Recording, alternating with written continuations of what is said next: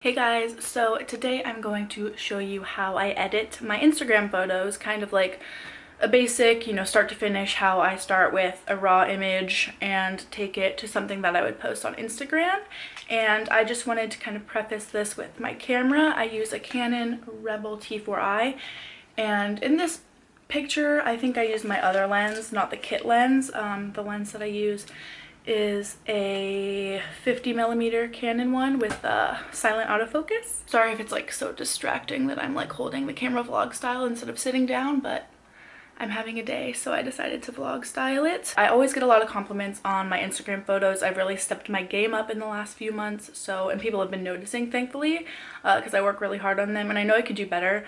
So I just wanted to do a video on how I edit the photos, and if you want a video on how I take my photos with like props and like tips and tricks on that, definitely leave a comment below and like let me know that you want it, because I don't want to put in all that effort if people don't want it, but I think you want it. So there are 3 things that I use, whether I pay for them or not. Photoshop CC, which is for your computer, it's like $10 a month.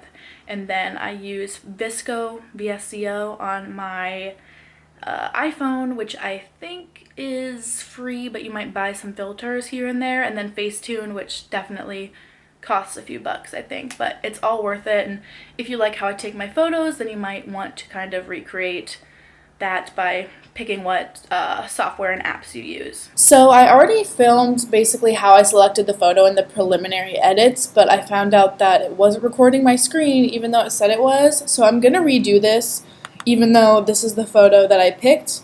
I'm gonna drag a similar photo and basically do the same thing. So the first step to editing the photo is to pick your photo. So I normally just open up all the photos.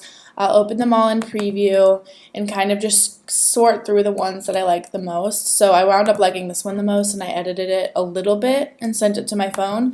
But I'm going to show you the same thing but with this one, just so you can still get the gist of what I do, even though Photoshop and my computer did not screen record.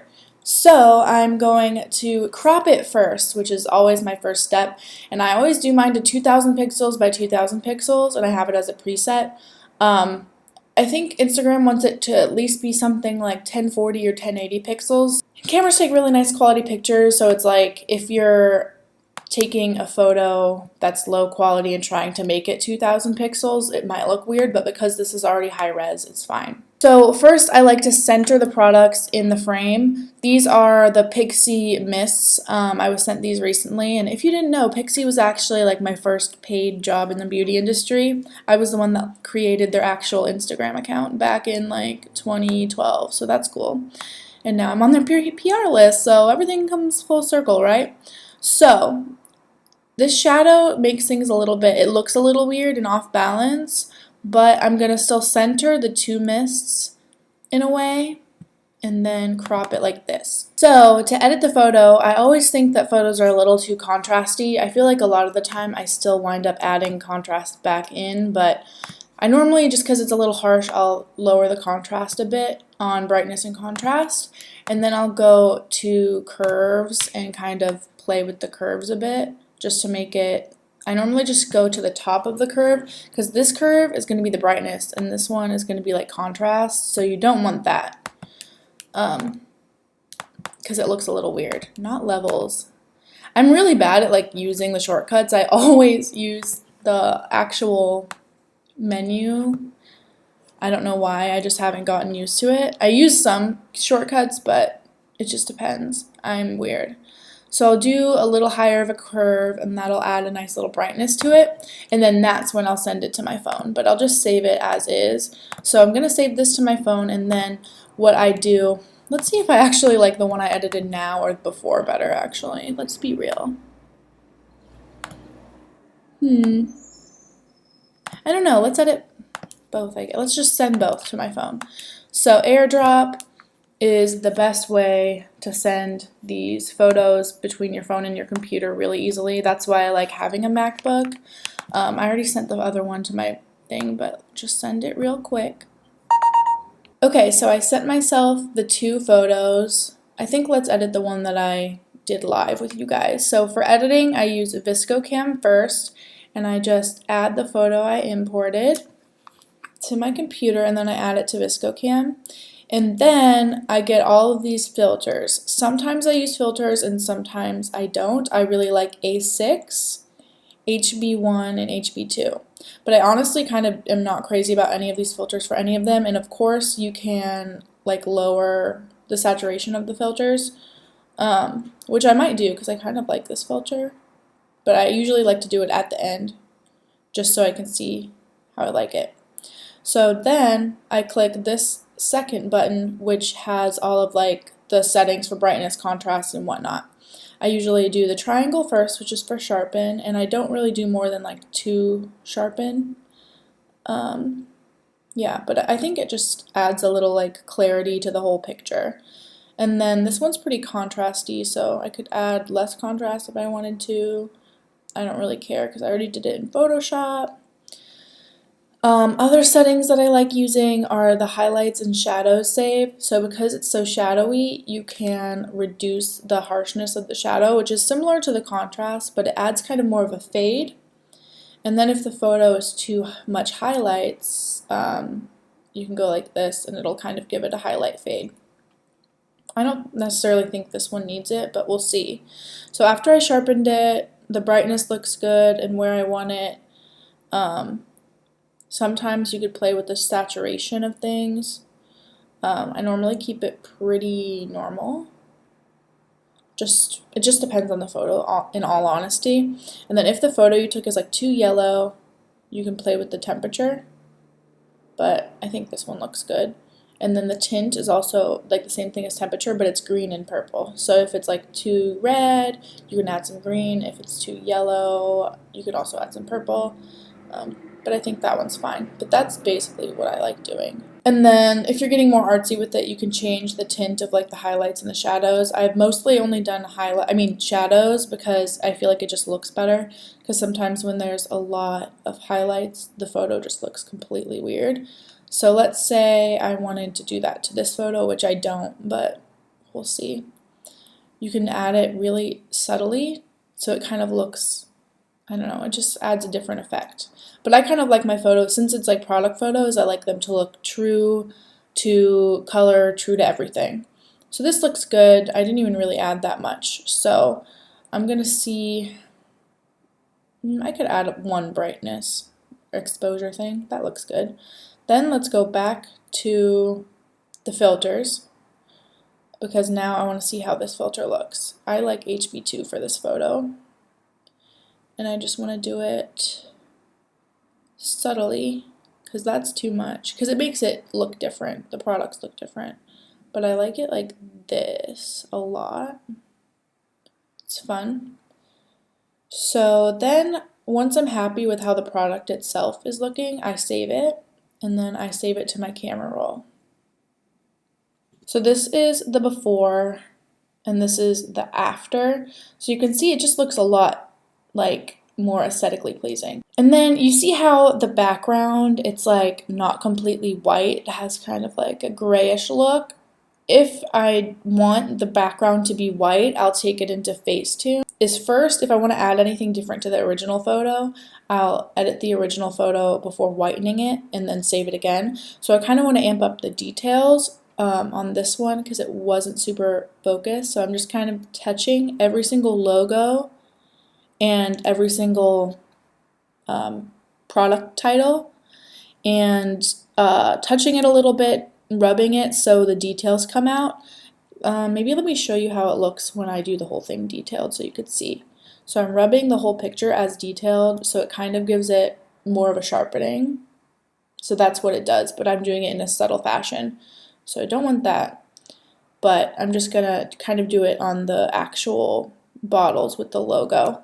And then this is what it looked like before, and this is what it looks like after. So it brings out the logos a lot more and it stands out. So that's good for detail. So I'm going to save it like this just in case I need to do some extreme whitening. And whitening is the main reason I like FaceTune, and it's why I think FaceTune is worth the money that you pay for it, because I'm just going to whiten this whole photo. It just makes the backgrounds look super crisp, super clean, and really aesthetically pleasing if you don't have an aesthetically pleasing background already.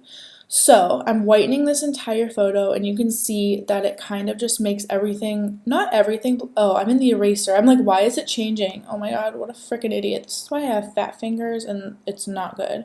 Okay, so I'm whitening the whole photo again, and it kind of just makes it black and white in a sense. Not entirely black and white. I don't know what the whitening setting does on FaceTune exactly because I can't replicate it in Photoshop. So that's why I literally always go in between both Photoshop and my phone because I can't do this on Photoshop to my knowledge. So whitening, it dulls out the colors, but it doesn't make it completely black and white. And a lot of people on social media will just do the erase and erase what they want to be erased, but it doesn't always look clean. Like you see when I'm doing this, like it's not 100%, or like sometimes they'll accidentally like get part of the background erased like I'm doing on the right side, and just doesn't look 100% crisp and clean.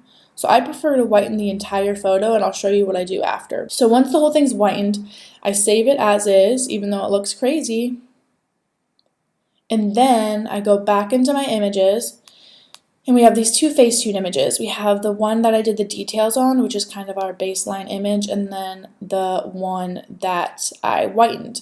So I'm going to select both of these and airdrop them back to my computer. And I'll be back on my computer to show you what I do. Okay, so we're back at it. So what I normally do when I airdrop these photos back is I put the photo without the whitening on the bottom because that's our baseline, and then I add the photo with the whitening on top as a second layer, not later. Then I rasterize the image, the layer, because if you don't rasterize it, because it goes on as a smart object, it won't let you erase things. So next what I do is I get this polygon lasso tool, and I kind of just erase kind of what I want to be erased, but I don't erase the entire thing because I'll go back in with the eraser and get all of the last details. But doing the polygon just makes it a lot easier to erase everything in a nice fashion, so you're not just using a tiny little brush to delete all the details in this like huge bottle. Well, it's not huge, but it looks huge on Photoshop, you know? Okay. So that's like the outline. Then we're gonna go in and zoom real deep in here and do the eraser. And I do it on 0% hardness, and then I just change the size depending on, you know, what I'm erasing. So this size is pretty good, and I just go in and literally erase all of the white lines.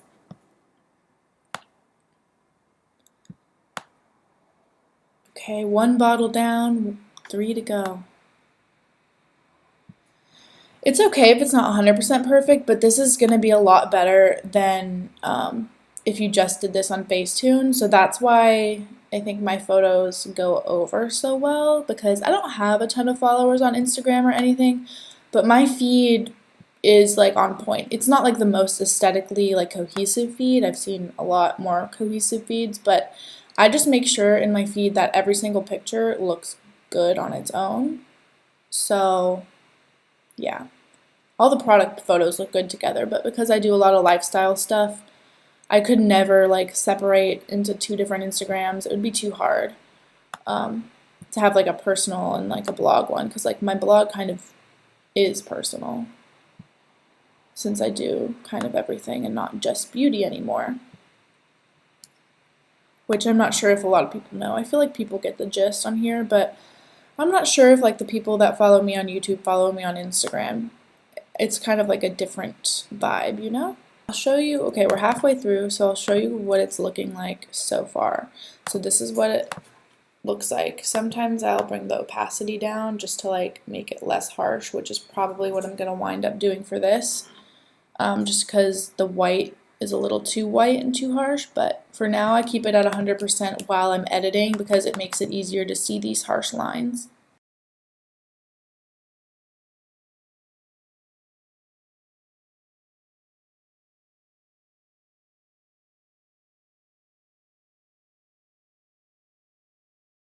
I think a lot of people would find this process to be super tedious, but for me, like, it's worth doing just to get better images, because I think if you were lazy and just did it on Facetune, not saying that people that don't Photoshop every single image are lazy, but it's just like, if you want to have good photos, you have to put in the work. I think I'm done.